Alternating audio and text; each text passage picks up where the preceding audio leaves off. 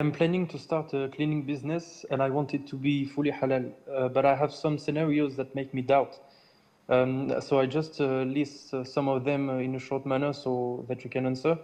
It's like cleaning cars for women who don't wear hijab and they might go out. Okay, I can answer you. I can answer you one question at a time, yeah, Marwan. I cannot listen to all of your listed questions. So, washing a car for a woman that does not wear the hijab is like washing the car for a man who shaves his beard, or for a person who's this or that. This is not assisting them on their original sin. So, a woman not wearing the hijab, a man who shaves his beard, these are sins, but I'm not giving a woman perfume to put on when she goes out, and I'm not giving the man a razor to shave or a aftershave cologne to use after shaving. I'm cleaning their car. So this is totally separate.